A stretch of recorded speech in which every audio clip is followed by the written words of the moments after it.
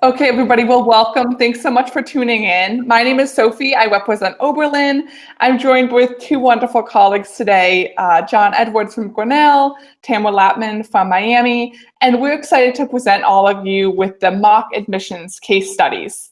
And the purpose of this session is really to help you all get a sense of how admissions decisions happen, what happens in an admissions committee. So for this session, you all are going to be joining us for an admissions committee. We're going to be presenting a fictitious school that we'll explain about in a minute, Woodlands College, which is a selective small liberal arts college. And we're going to be looking at the applications of three students and deciding who, as a group, we want to admit, who we want to waitlist, and who we want to deny, looking at different parts of their application, the academic components of an application, personal components, and fit components of an application. We hope that we'll be able to have some dialogue with you through this process, and that you all will get a sense of how these decisions play out from an admissions committee, especially in this coming year, which will be particularly unique with a lot of the things that you're normally involved in being canceled or being very different because of COVID, and the fact that you may not be submitting testing to the colleges you're applying to this year. So with that, I think Tamara, you're next. All right, thanks, Sophie. So as you just heard, we are going to be sharing three applicants with you today. And you, as members of the admission committee, are going to be making these three decisions. So of course, this is fictitious. It doesn't typically come down to the fact that we have three students and three decisions, but we want to make sure to be able to give you sort of a representation of what this decision-making looks like. So how do we make those decisions? Of course, there are a number of pieces that we're looking at. And for those of you that are embarking on the process this year, I'm sure these are very familiar. So first and foremost, here we're going to be looking at a student's common application, which gives us a great deal of demographic information, as well as information about the student's activities and leadership. Of course, essays as well, so that general common application essay. And then each college, in Woodlands being, of course, representative of this, has a member section and perhaps a supplemental essay. And so these essays are really a chance for us to hear the student's voice and to learn a bit more about them in their own words. Letters of recommendation are the next components that we're thinking about. One from a school counselor or another school official who is helping the student navigate the college admissions process, and then teacher recommendations. So of course, alongside a student's transcript and grades, we want context, and that comes from teachers explaining what the student has been like in the classroom over the course of a year or more of high school. And so then, of course, last but not least are those academic credentials. So school report, which gives us the context of the student's high school, lets us know what curriculum they're engaged in, perhaps lets us know about grading. This year, it might provide context as to how COVID has impacted grading or course delivery, transcript giving internal marks, exam results, if possible. So dependent on the curriculum, and you're going to see these three applicants follow some different curricula. We are looking not just at a bottom line cumulative GPA, but really digging in on a more granular level to understand the student's academic preparation. John? Okay, so we're going to do what we call a holistic evaluation on these applicants, right? So it's very different, I know, from many other university selection systems around the world, where you have your one be-all, end-all final exam coming out of high school that then will get you into this or that university based on just your score. So it is something that students sort of have to get their heads around. Why do we want all this information? What's the purpose of essays and recommendations and things like that? So it's part of a holistic evaluation, which most, particularly small liberal arts colleges like Woodlands College will want to do. So that's because we're building a new student community every year. We have a quarter of the people graduate, they leave, we bring in a new group of students to be part of our learning community. And because Most of these types of schools are residential. The learning extends beyond the classroom. You will learn as much from each other as you will from professors and coursework in these kinds of residential liberal arts environments. And so we don't just want to know about your academic stuff.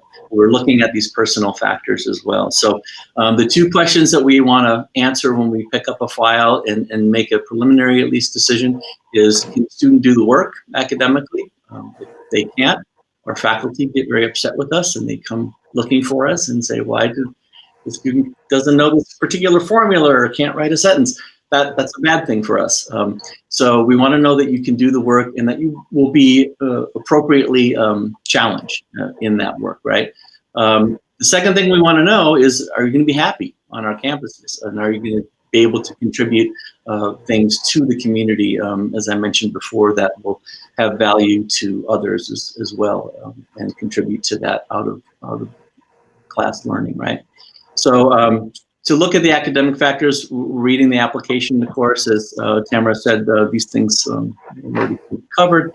The personal factors, extracurriculars, again, this year, probably there won't be as much to write about if things are being canceled that you're involved in, the science fairs and the MUN conferences and things like that. We'll still want you to tell us as much as you can about what you've done before this all happened. And of course, many of us can make the assumption that you would have continued those things were you able. And so talking about up to that point, what you've done, and then maybe what you've been able to figure out how to do in the new situation that we're in with the pandemic. There might be other things that you'll do that you want to tell us about. So we will read all of that. We'll read your essay. Essay can give us a look into your personality a bit, which is part of this fit thing that we're trying to figure out. Interviews for a lot of schools, again, another way to distinguish yourself a bit on a more personal level, to fill in some of the gaps maybe in your application or to accentuate some of the positive things. These are often not required. Most schools will offer them as an alternative, and if they do, it's often evaluative, and so we'll be taking notes and an interview write-up into your file accordingly. But that's something that you can choose to do if it's offered. Some schools don't offer interviews, so you'll have to check that. And then in terms of the overall fit, we're both trying to do this. We're trying to build a community. You're trying to find a community that you want to be a part of. And so we do take a look at that. And some people will talk about demonstrated interest that may be more or less defined by the admission office.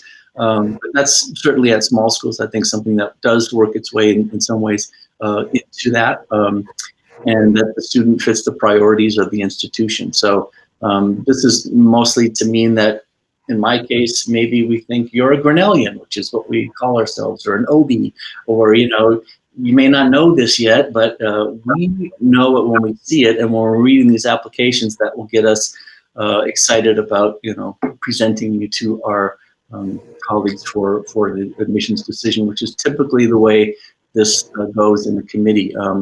As the international people, we will present to our peers, many of whom may not have as much international reading experience, but we'll get a vote. And so we have to have as much information as we can, and it doesn't hurt if we're excited about a particular app, because we'll become your advocates in that situation oftentimes.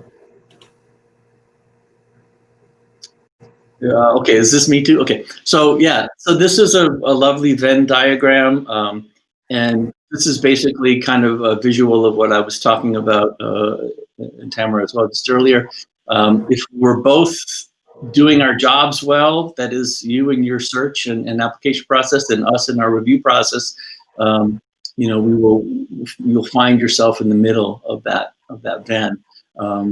And again, that's maybe a new visual. Other schools, it might just be one circle. You got the test score, you're in, or not, regardless. So it's a little more multifaceted, and I think this is a nice visual representation of that, right?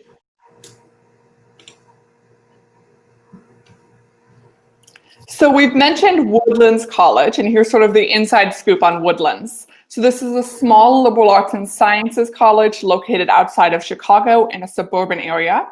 About 2,000 undergraduate students, so enrolling about 500 students per year in the 4 years. 75% of applicants come from the top 15% of their class. So these are high achieving students who are doing very well in their academic settings. We are a highly selective institution with only 25% of applicants being admitted to Woodlands. We offer need-based financial aid, though we are need aware in the admissions process. So once students' financial need or ability is considered when reviewing your application. That said, 100% of demonstrated need is met for all admitted students. And finally, we've recently announced that we will be test optional, so SAT or ACT optional for the upcoming applications, the next 3 application cycles. So that's the college that we are selecting students for. And here are the 3 students that we're going to be learning about this session. The first student is Rahul, who's from Calcutta, and he attends one of the top schools in the city. What that tells us is that this is an academically motivated student who is looking for sort of academic challenge. We also know that he's learning in a rigorous school environment, so that will help with his preparation for Woodlands. Next, we have Sarah from Bangalore. She's the first in her family to finish high school and would therefore be the first in her family to be going to college. What that tells us about Sarah is that she's really academically motivated and driven. She's organized and she really values academics. It also means that she doesn't have sort of a blueprint for how to do high school, how to apply for college. So she's probably doing a lot of this on her own, which speaks to her own sort of gumption and grit. Finally, Vrinda is from Mumbai. She's a legacy. So actually her father attended Woodlands College. And what that tells us is that she has, even more familiarity about Woodlands and perhaps is more likely to enroll because of hearing for years about her father's wonderful and formative experience at Woodlands. So now we're going to consider the academic factors of these 3 students. Yes. So we're going to give you a snapshot of each of these students. The academic factors, as John outlined before, coming from maybe transcript, from school report information, certainly from understanding the student's curriculum. And so just so all of you who are joining us this evening know, after we go through each of these factors, we're going to ask you to participate and to cast a vote as to which of these students you would admit, deny, and waitlist based on this set of criteria. So we're going to be doing this in 3 different pieces. So please, as you're hearing us talk about each of these, be thinking about how that shapes your decision making. So we'll start here with Rahul. He has a 3.3 GPA on a 4.0 scale. Some of you might be wondering, well, what if my school doesn't have a 4.0 scale? Maybe I'm in an IB curriculum, things are different. We as institutions, and so we here at Woodlands College, will recalculate students' GPA, so that isn't something you need to worry about. So here we've recalculated to a 4.0 scale, so we're able to compare students across a level playing field.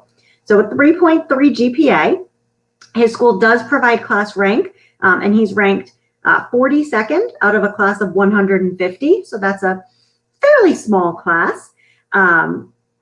And we'll see here his subjects. So in class 11 and 12, he's taking English, math, economics, accounts, and commerce. So on the commerce stream, I know there was a question before about selecting streams. And honestly, within a holistic review process, we're not judging one as any better than another. Again, we're really understanding and reviewing a student within that context of what they've selected. So we see that that's the stream he's been in. He has submitted SAT scores, even though you just heard from Sophie that we have a test optional policy this year at Woodlands. He did take the SAT, was able to do so before things got canceled, and he has a total of 1480. So a strong showing on his standardized testing. So take that snapshot of Rahul. Now we're going to move on to Sarah. Sarah, as you can see, has done very well in the classroom. She has a 3.9 on a 4.0 GPA scale. She is ranked in the top 4% of her class. So she is really at the top of her of her batch there. She is in an IB diploma program where her higher level courses are in English, physics, and economics. So a nice diversity there. She's strong across the humanities, social sciences, natural sciences. And we do not have testing for her, and that is absolutely fine in our test optional environment. So if we're test optional, it means that we are not penalizing a student in any way for not submitting those scores. And then lastly here, we've got Brinda, our student from Mumbai. She has a 3.5 GPA, ranks in the top 10% of her slightly larger high school class. And we'll see here the courses she's been taking are math, physics, chemistry, computer science, and English. And again, she has applied via our test optional policy. So no standardized test results to review for her. Taking a look over here at the questions as we're giving you another moment or two to think about how you would vote. So there's a question here, is the GPA recalculation linear or does it take into account things like curves, percentiles, etc.? So it is typically a very linear process. So we're looking at the context provided by a school profile and the information provided by school officials. And so typically that is taking things like weighting out of the equation. But every school is going to do things differently. So again, we're looking at this fictitious school here, but that'll be a great question that you would want to ask for different schools that you are applying to. So lots to think about there. And we are Tamara, where did you see that question? Oh, so in AirMeet here, there's a questions tab all the way on the right-hand side. Okay. Great. So since we don't have a poll feature here, I think folks should send the student that they think should be admitted based on academic, they should send that through the chat feature. Perfect. So that is exactly the point we're at here. So we're going to ask you, and to simplify this, since we're going to use the chat feature, we're going to ask that you type in the name of the student that you would admit based simply on these academic factors. These right here. We're going to give you a minute or two here. I'm going to click over to the chat. All right, folks are starting to type them in. Thank you.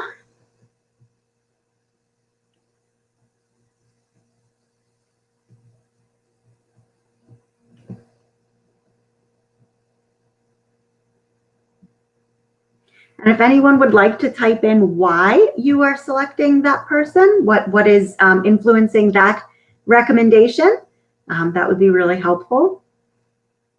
There's no right or wrong answer here.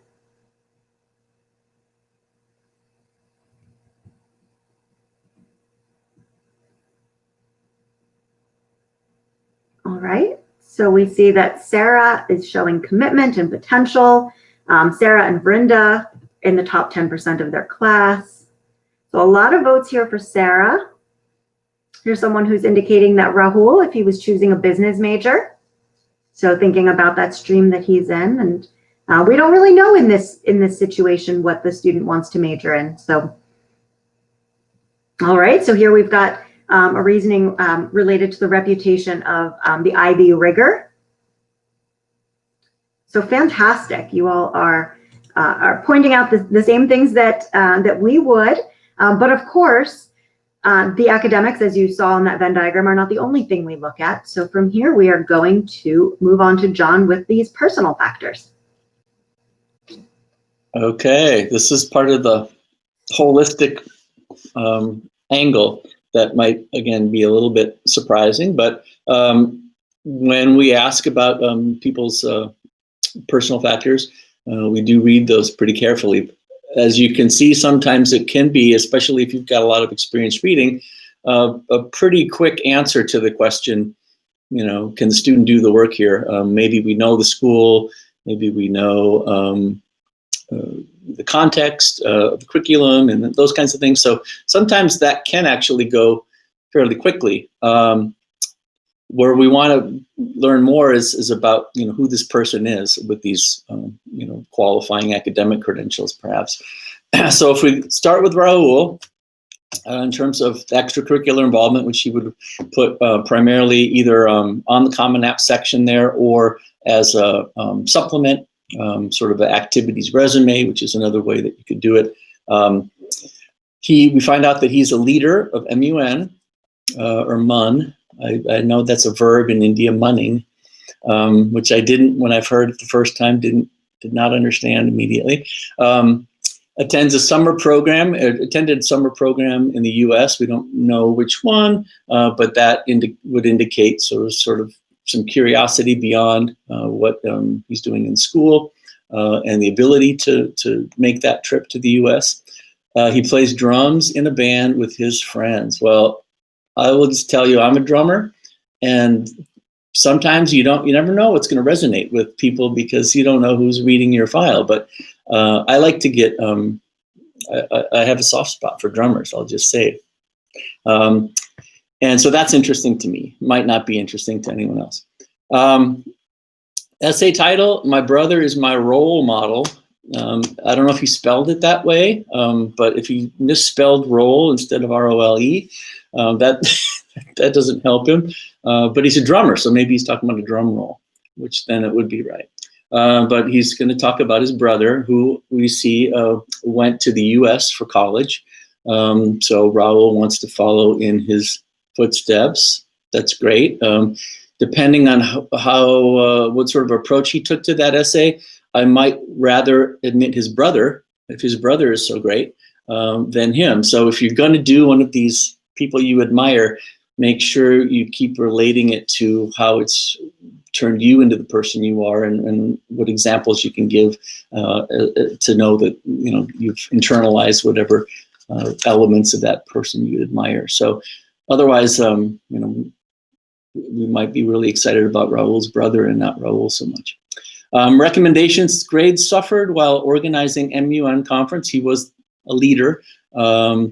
That's something that must be important to him. But he's at a very fancy school that is going to have high expectations, right? So that's something that tells us a little bit about maybe his ability to balance things. Everything goes up a few notches when you go to college in terms of both the rigor of your academic work as well as the involvement in extracurricular stuff that you'll want to do. And so we want to see students that can handle that balance. They say he's an exceptional leader, but frequently a procrastinator. We saw, earlier in Tamara's assessment, his grades weren't great. Maybe, he's naturally bright. He got a good test score. But, if he's doesn't have that academic work ethic to do the work day in and day out, we'd have to weigh that in our capacity to think about, well, how is he going to handle the rigor of Woodlands College in this case, especially if he's the kind of student that's going to get involved maybe in bands and in MUN and other things. So for Sarah, she is volunteering for underprivileged students. She was elected to be a school prefect, I think, which typically means both the teachers and students have gotten behind her and said we want her to have this leadership position. I know maybe sometimes it's different at other schools. It might be just done by teachers or just by students. She's a first-generation student we established, and she's already giving back by teaching for underprivileged students. Her essay is How to Be a Dreamer, and it sounds like she wrote about the opportunity or the desire to travel. Hasn't had the chance to, it seems, but dreams of exploring the world. So she's looking beyond her confines. She wants to get out of her comfort zone. She wants to have new experiences, which certainly coming to college in the U.S. would be. Recommendations are very positive. Tremendous growth and resilience. She's intellectual. She's mature. And we can sort of see proof of that in some of the activities and what she's written about. She has a compelling personal story, which we don't know, but if that's part of her essay, that would corroborate the recommendations. And so you do want to see some support among the various components of these personal factors, sort of that corroborate each other, right? If somebody says they're great at something, but no one else is mentioning it, or there's no accolades or no other involvement, how great are they at that thing really? So this is a good example of how these things are all lining up for Sarah. Vrinda is a volleyball player. Woodlands College hopefully has a volleyball team that is interested in recruiting students, Division III, of course, so no sports scholarships probably, but she's a volleyball player. She volunteers with the elderly during summers when she's not in school, and also is on the debate team. She wrote her essay about volleyball, about life lessons, and the content, it sounded like, was developing confidence and leadership through playing volleyball. And that's probably something you'd expect, and something that a lot of people that do sports, get out of it, right?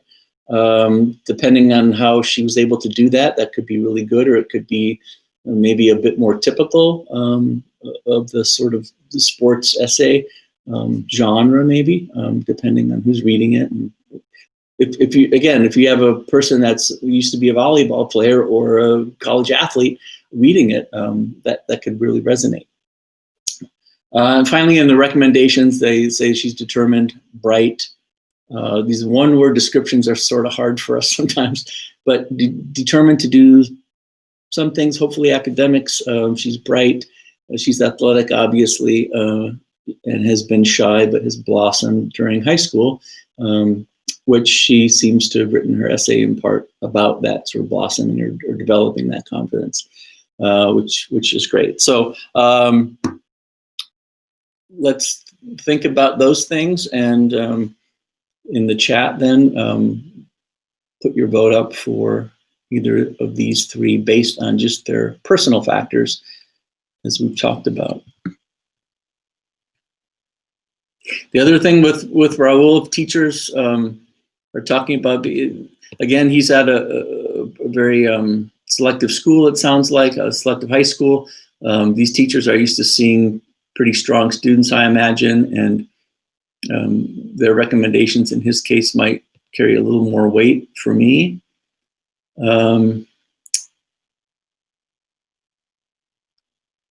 What else was I going to mention about that? And again, we don't have the tests, but we have all the, luckily there's nothing missing here in terms of their personal stuff. So that helps us on this element of the review. You have to decide with Vrinda, we don't have everything, but it could be that she's a bit more one-dimensional, depending on, there's a lot of stuff about volleyball, but again, if the school is looking for that in part, and she's grown in ways through that particular experience, and she makes good case for that, then that's great.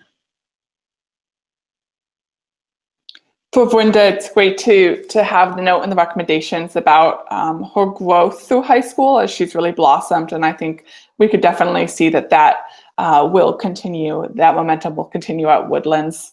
And Sarah, though I can see why we would enjoy reading the essay, I do wonder if it would be a little bit more about the places she wants to go and less about her individually, about why travel is important to her and what she hopes to get out of it and the experience she's had so far, etc. So depending on how that essay is written, we might hear a little bit less about Sarah herself. Right. It would be nice to have a little excerpt from the essay as well. Yeah. But because truthfully, so we're getting some great feedback here. Sorry, go ahead, John.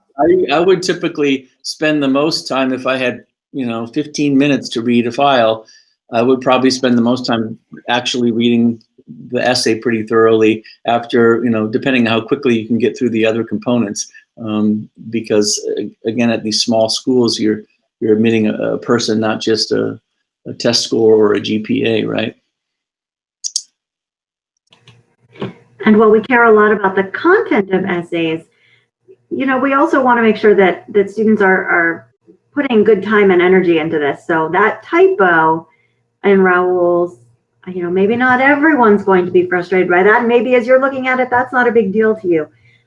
But we really want students to be putting their best foot forward.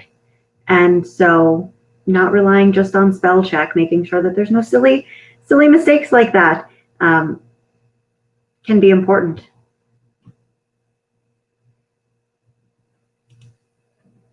All right.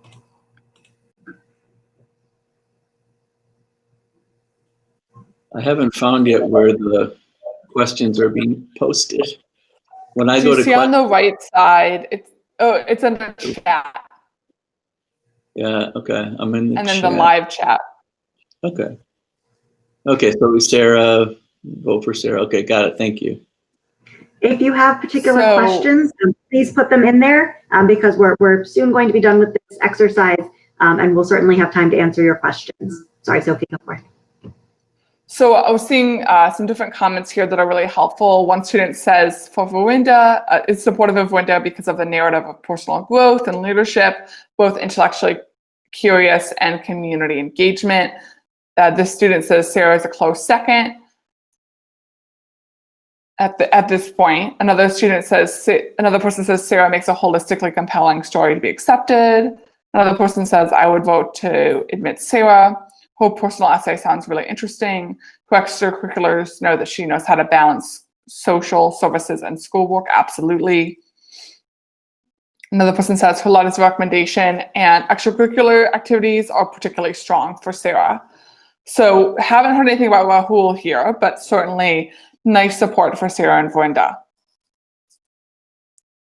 Do you ever see a negative leaning recommendation letter, such as Rahul's? So usually if you're, oh, go ahead, John. No, go ahead.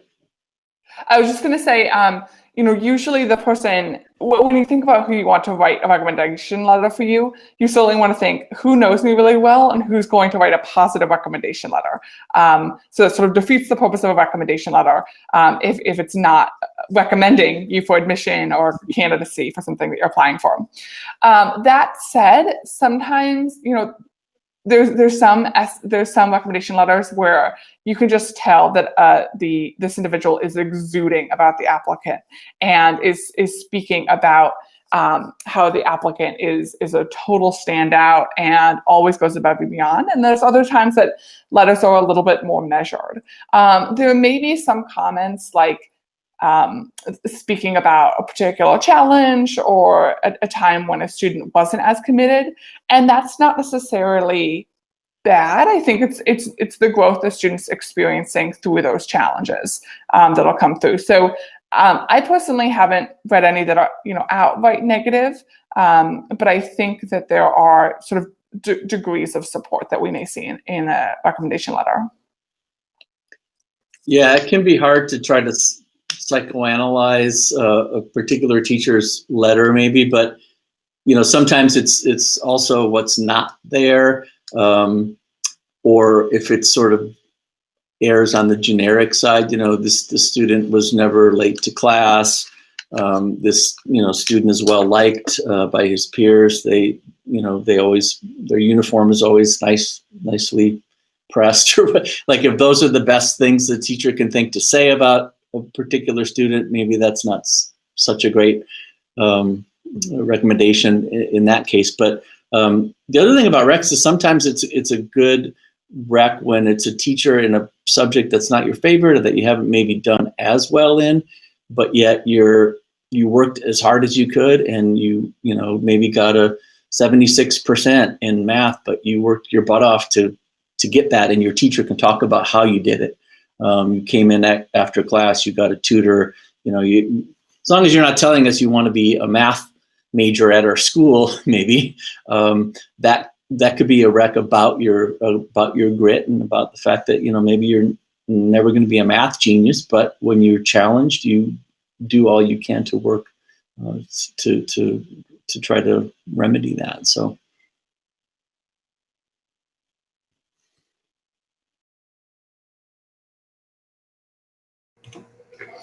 So it seems like there's support for Verinder and Sarah at this point.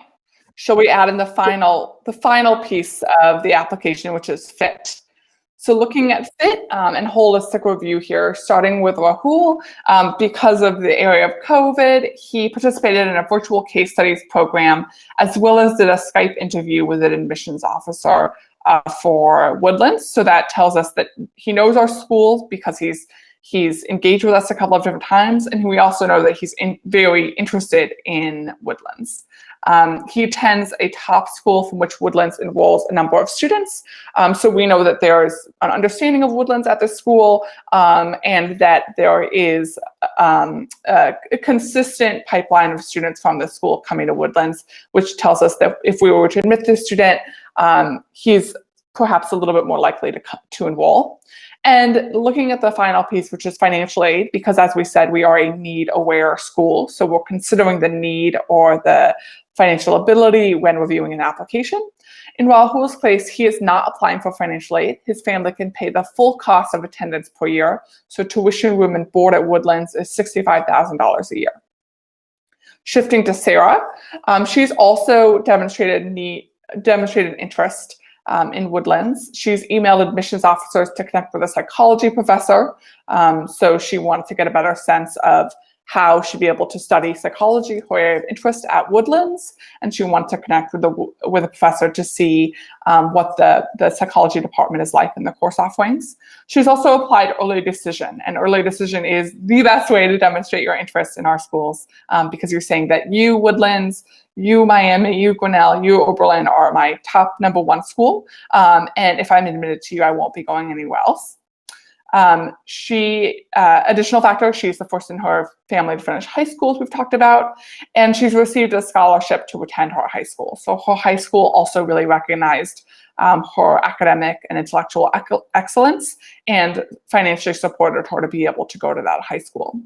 And financial aid, Sarah is applying for 100% of funding. So she's applying for financial aid, and she is not able to contribute anything for her cost of attendance. So the institution, Woodland, would be paying the full cost of her tuition, room, and board.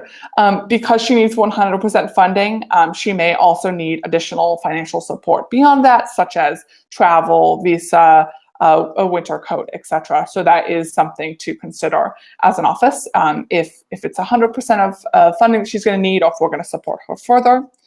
And finally, Verinda. She also engaged virtually with Woodlands. She attended a virtual information session and an online tour for Woodlands. As we mentioned before, her father's an alumna of Woodlands, so she has a great sense of Woodlands and really recognizes the value, and they want to continue that legacy. And her family can pay about half the total cost. So they're applying for financial aid, but they can contribute $35,000 a year. So they are looking for an additional $30,000 in financial support to Woodlands. And so a note on financial aid, at the beginning, when I was giving an introduction to Woodlands, I said that Woodlands meets 100% of financial need. So that means that any of these students, we would meet them at that financial need. So Rahul can pay the full cost, so we wouldn't be giving him any need-based aid. Sarah needs 100% of funding, so we would be providing $65,000 a year in need-based aid, and perhaps additional funding as well, as I mentioned. And then Verinda is applying for financial aid and can pay $35,000 a year. So Woodlands would be providing $30,000 of funding. So what are all of your thoughts after seeing this final piece of information for Rahul, Sarah, and Verinda? What's standing out? What's positive or negative? What's changing your who you thought should be admitted, denied, waitlisted?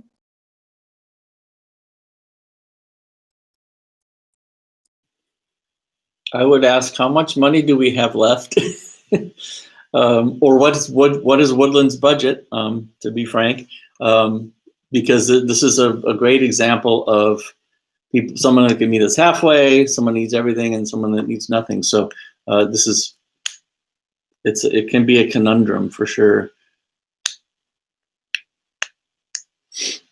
But we first have to know that students can do the work, and I would maybe be a little hesitant in terms of Rahul's case, if I'm being honest, regardless of his ability to pay.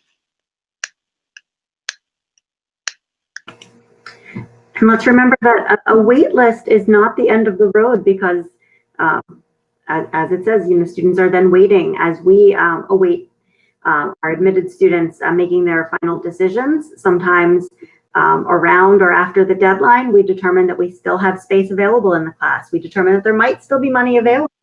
And so that student who was waitlisted would be reconsidered. So as you're making that call, because again, here we're able to admit one, waitlist one, and we will have to say no to one. Yeah, we say, what is it? We say no 75% of the time, or, well, we say not admit at Woodlands. So that, yeah, that's part of our world, unfortunately. So there's a good question here. How much does legacy matter without early decision?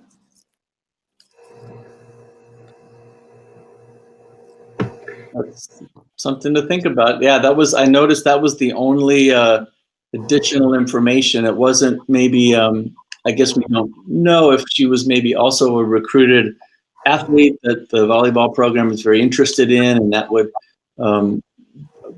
give us more information about, her contribution to that particular program, even though it wouldn't be the reason to admit. It would be a benefit if she were admitted.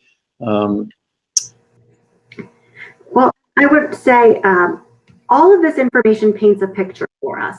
And, especially in light of some recent scandals within the world of college admissions, I would say that legacy for most institutions has taken has taken more of a backseat. And so it helps us to understand, as I think Sophie mentioned before, it might tell us the student is more familiar with the school. They've heard about their family members' experiences, but it is not going to make or break a decision. And so I think we want to be clear on that. The other things sometimes personally that I've seen when I get face to face with a student or with the family itself is, and this is true with international domestic students, there is also the situation where student may be less excited about applying to the family member's alma mater, right? But yet this is maybe something that's required or it's implied requirement of their college search. And so, you also don't want to put the student in a tough position by overstating that, at least when you're face to face like that. But you can sometimes get a feel for that. I'd say this is behind the scenes stuff, I guess, but. All right, so we see, again, a lot of support for Sarah. Here's a vote to waitlist Brenda and to reject Rahul. So we're seeing a lot of this, these sentiments. Certainly a lot of positivity around Sarah's application. One thing I'm going to maybe play a little devil's advocate here. If we remember back to academic factors, Rahul was the only one who submitted standardized test scores, and they were quite strong, 1480. How do you feel about denying a student who has had that opportunity to take it? He has done well. Is that something you would consider?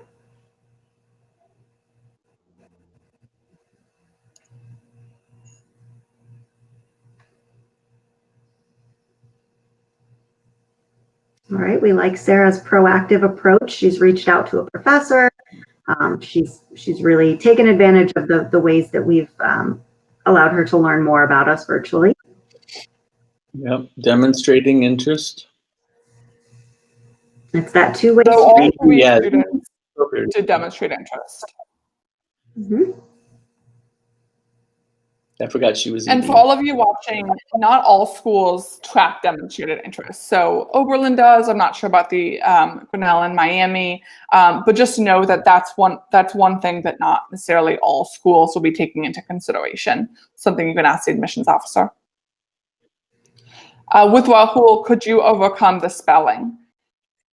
I think it kind of depends on the context. I mean, your personal essay title, that's something you've probably been working on for several months and looked over many times and had peers and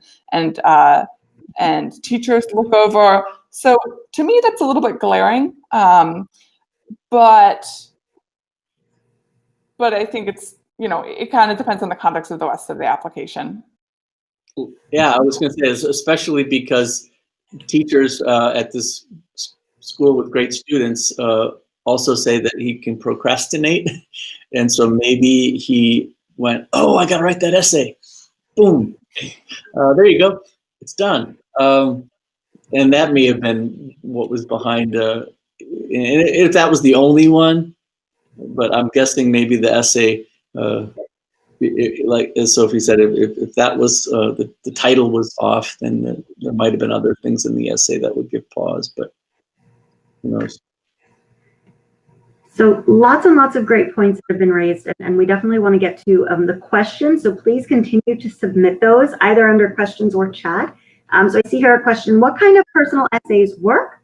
What do we look for? Does it depend on the person reading the essay? So you could ask every admission officer this. We'd all probably have a slightly different answer. I would personally say there is no particular topic that or kind of essay that doesn't work. I think any topic can be done and done well. But there are also a lot of topics that can be selected that fall flat. For example, John said before, if you write about how your a family member is a role model, and then we just fall in love with that family member and really don't learn about you, or if there's a very cliche kind of topic. So I guess I would say what doesn't work is anything that could be really considered inflammatory. You do not know who is going to be reading that essay, so steering clear of things that could be really divisive. What do we look for? We look for your voice. Honestly, when I'm reading an application, I see so much sort of external information, what a teacher is saying, what a counselor is saying, what the grades are showing. This is our chance to hear your voice. And so letting that shine through, taking the time and really focusing in on what you'd like to share with us, because ultimately that's what you're bringing to campus for 4 years.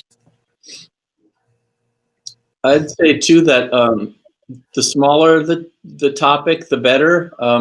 If you try to do the, how I'm going to save the world essay, that's really a tricky one to pull off. But if you pick a kernel of something that's inherent in your personality or being, something that you do naturally, that you always do, or that has always occurred to you, or that is part of your life on a daily basis, something like that is always, I think, a little easier to write in a short essay and to pull out things. I remember a good one about crocheting, which I know nothing about, but I learned about it through this essay, and I learned why it was so important to the student. She learned it from her grandmother. She kind of got some peer pressure at school because it wasn't a cool thing to do, apparently. She, is making things for people. It has meaning to her. It teaches patience, and she actually spelled out like a, slip stitch pass, like a formula that you need to learn, and how it, takes patience to learn that and all that, and how the world ended up saying that the world would be a better place if everyone did this, and she was going to start this crocheting revolution because,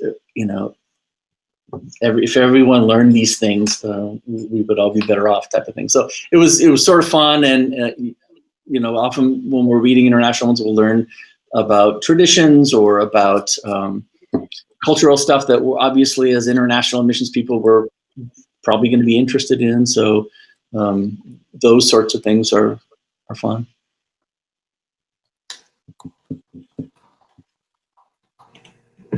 Another question that one of the parents, it seems, has submitted here, so has to do with standardized testing.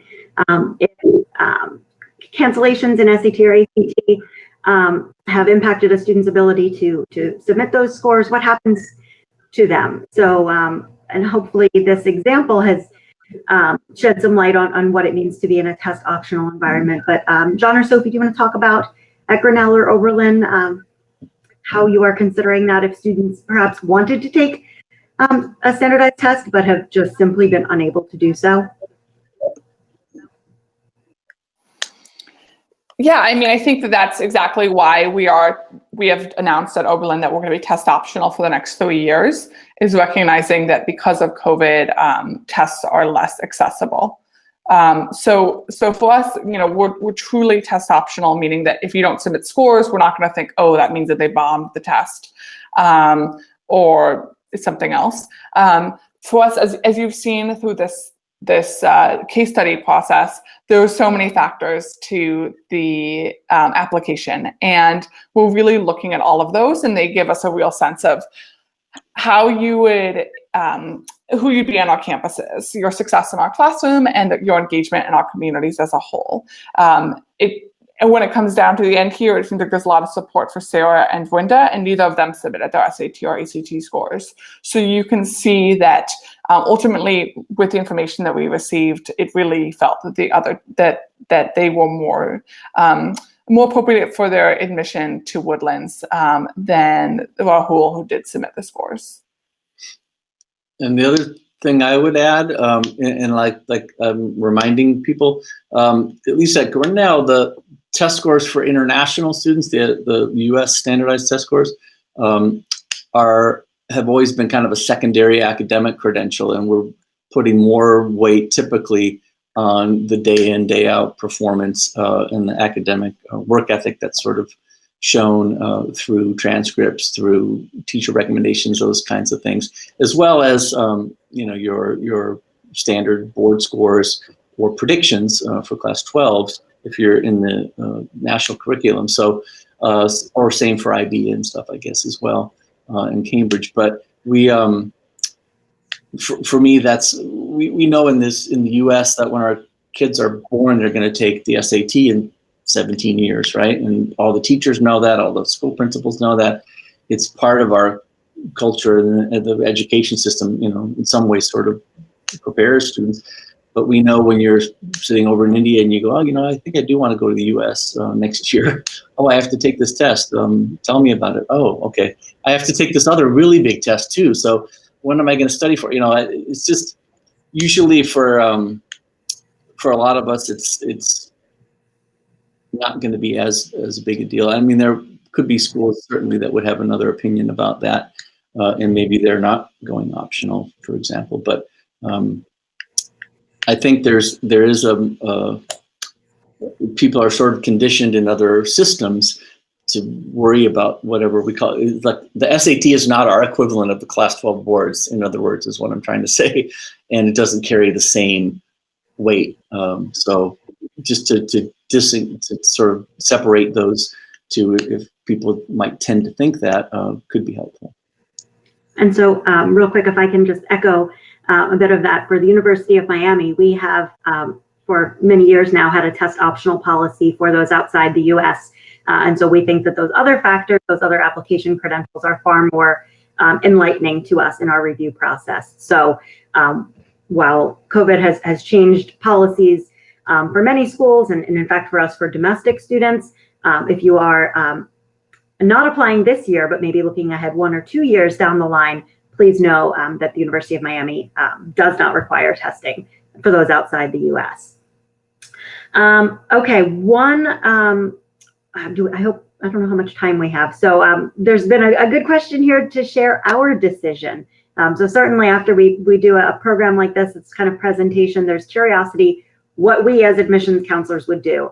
And you might be disappointed to know that there is not one solid answer. Depending on the day, depending on the different set of circumstances we each might be facing, that could look different. So John or Sophie, closing thoughts on that? I think there's certainly strength in each of these 3 applicants. And I also feel particularly partial towards Sarah, but as we've talked about, it comes down to, okay, if there's one slot left, how much money do we have left? Or are there other factors that we really need more students with particular interests or abilities to round out our volleyball team, or for our econ courses, something like that. So I can certainly see admitting any of these 3 applicants based on where we are in the admission cycle and what our needs are. But I also feel like Sarah's particularly impressive.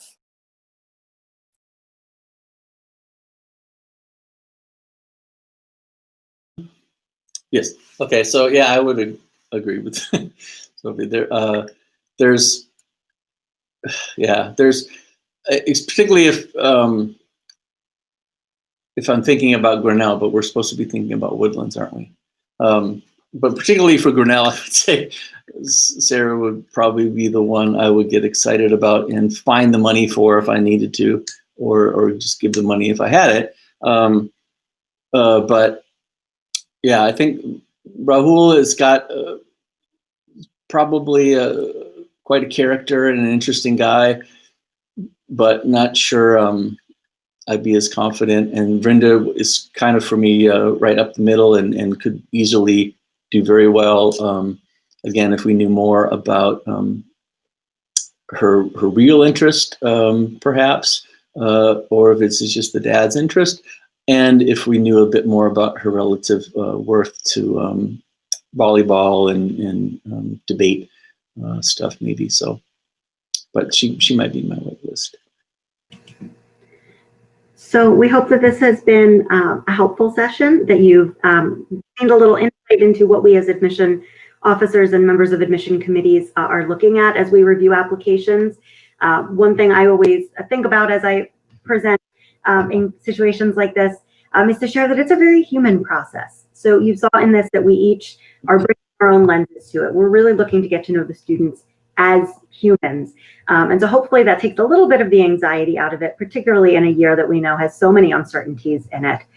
We are people on this side of the process who've gone through it before, perhaps our parents who've seen our children go through it. And we encourage you to get in touch with us. So you've learned, of course, about this fictitious institution, a little bit about Grinnell, Oberlin, the University of Miami. We hope that you'll continue to engage with us and the other colleges and universities here today to ask us about what we look for in particular in our processes. So thank you all so much for joining us. Thank you to the organizers for giving us this opportunity, and we look forward to continuing to interact with you back in the fair. Cheers.